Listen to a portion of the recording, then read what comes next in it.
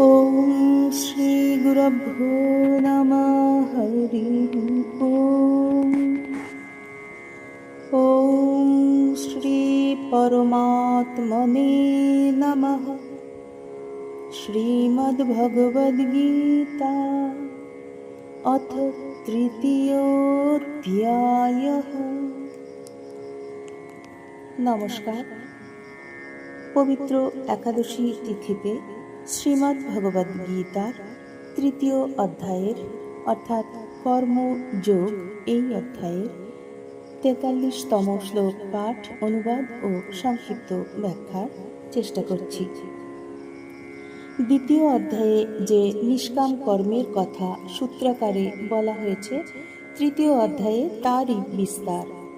এই অধ্যায়ে শ্রী ভগবান কর্মের মহিমা প্রকাশ করেছেন, তাই এর নাম কর্মযোগ। আমাদের সব কর্মের উদ্দেশ্য অন্তর্নিহিত শক্তিকে প্রকাশ করা, আত্মাকে জাগিয়ে তোলা, অর্থাৎ আত্মজ্ঞান লাভ করা। নিষ্কাম কর্ম তারই বিজ্ঞানসম্মত উপায়। ঈশ্বরের সর্বকর্ম ও ফল অর্পণ করে অনাসক্তভাবে কাজ করার নাম কর্মযোগ। শাস্ত্রবিহিত, আশ্রমবিহিত, নিত্য নৈমিত্তিক এবং কায়িক, বাচিক ও মানসিক যে কাজই আমাদের সামনে আসুক না কেন, নিষ্কামভাবে করাই কর্মের কৌশল। কর্ম না করে থাকা যায় না, অতএব অনাসক্ত হয়ে কর্ম করাই কর্তব্য। যেহেতু কামনা বাসনাই সকল অনর্থের মূল, তাই ইন্দ্রিয় সকল সংযমপূর্বক আত্মনিষ্ঠ হয়ে পরমেশ্বরে চিত্ত সমাহিত করে নিষ্কাম কর্মযোগ সাধনে সিদ্ধিলাভ হয়।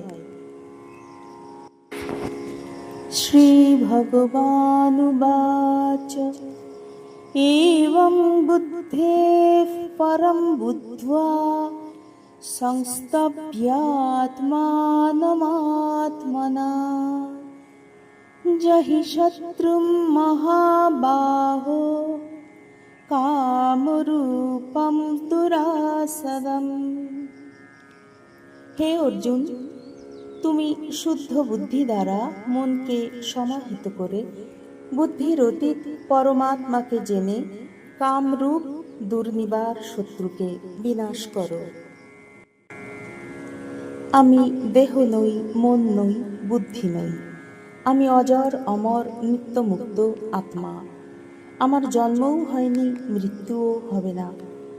সুখ দুঃখ, ভালো মন্দ কোনো কিছুই আমাকে স্পর্শ করতে পারে না। সমগ্র বিশ্ব ব্রহ্মাণ্ড জুড়ে কেবল আমিই আছি। আমি বলতে এখানে ইন্দ্রিয়, মন, বুদ্ধির অতীত পরমাত্মাকে বোঝানো হয়েছে। কেবলমাত্র বুদ্ধি দিয়ে নয়, এই আত্মতত্ত্বকে বোধ করতে হবে। কামনা বাসনার লেশ মাত্র থাকলে আত্মজ্ঞান লাভ করা যায় না। কামনা বাসনাই বন্ধনের কারণ। নির্বাসনা হলেই মুক্তি। বাসনা যেন দমকা হাওয়া, আমাদের কোথায় উড়িয়ে নিয়ে চলেছে। তবে উপায় কি? ইন্দ্রিয় সংযম ও মনকে বশে আনা। কাম জয় করতে পারলে ইন্দ্রিয় ও মনকে পুরোপুরি নিজের বশে আনা যায়। বাসনাই শত্রু, তাকে ভয়ঙ্কর শত্রু জেনে ইন্দ্রিয়গুলির মোড় ফিরিয়ে দিতে হবে। মনকে আলেয়ার পেছনে ছুটতে দেওয়া চলবে না। শুদ্ধ বুদ্ধির সাহায্যে তার রাশ টেনে লক্ষ্যের দিকে চালনা করতে হবে।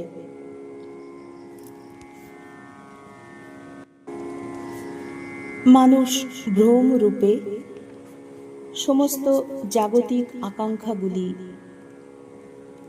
পূর্ণ করতে চায়।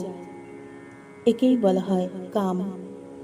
এই কামনা কখনো পূরণ হতে পারে না, সেই জন্য এই কামকে নাশ করতে হয়। যিনি জগতের সঙ্গে সম্পর্ক স্থাপন করেছেন, তিনিই তাকে ত্যাগ করতে পারেন। তাই ভগবান নির্দেশ দিয়েছেন যে নিজেকেই জগৎ সংসার হতে সম্পর্ক ছেদ করে কামকে নাশ করতে হবে। নিজেকে নিজে সংযত করতে কোনো অভ্যাস করতে হয় না, কারণ অভ্যাস জগতের শরীর, ইন্দ্রিয়াদি, মন ও বুদ্ধির সাহায্যেই হয়। তাই অভ্যাসের জন্য জাগতিক সম্বন্ধের সাহায্য নিতে হয়। বাস্তবে নিজ স্বরূপে স্থিতি বা পরমাত্মার প্রাপ্তি জগতের সাহায্যে হয় না, সেটি জগতের সঙ্গ ত্যাগ, সম্বন্ধ ছেদ এইসব দ্বারা আপনা থেকেই ঘটে যায়। জহি শত্রুম মহাবাহ কামরূপম দুরাসদম। মহাবাহ অর্থাৎ সুরবীর বলে ভগবান জানাতে চাইছেন যে তুমি এই কামরূপ শত্রুকে দমন করতে সক্ষম। জগতের সঙ্গে সম্পর্ক রেখে কাম দূর করা অত্যন্ত কঠিন। এই কাম অনেক বড় বড় গণ্যমান্য ব্যক্তিরও বিবেক আবৃত করে, তাদের কর্তব্যচ্যুত করে দেয়, তাতে তাদের পতন ঘটে। সেই জন্য ভগবান কামকে দুর্জয় শত্রু বলেছেন।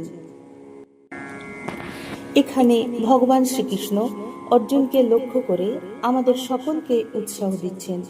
বলছেন, তোমাদের নিজেদের ইন্দ্রিয়গুলিকে বশে আনতে হবে। বাসনা ত্যাগ করা অতি দুরূহ কাজ, কিন্তু দুঃসাধ্য নয়। বিবেক বৈরাগ্যকে সাথী করে তোমরা নিশ্চয়ই বাসনাকে জয় করতে পারবে, আর তখনই তোমাদের প্রকৃত স্বরূপ উপলব্ধি হবে। কামনা এমন সূক্ষ্মভাবে মানুষের অন্তঃকরণে অবস্থিত থাকে যে তাকে অনেক স্থলে বুঝতেই পারা যায় না। এজন্য এই দুর্বিজ্ঞেয় সূক্ষ্মরূপী দুর্জয় শত্রুকে সমূলে বধ করতে হলে সেই পরম পুরুষ পরমাত্মাকে জেনে তার আশ্রয় গ্রহণ ব্যতীত অন্য কোনো উপায় নেই। ওম শান্তি শান্তি শান্তি। হরি ওম তৎসৎ। ওম শ্রীকৃষ্ণার্পণমস্তু।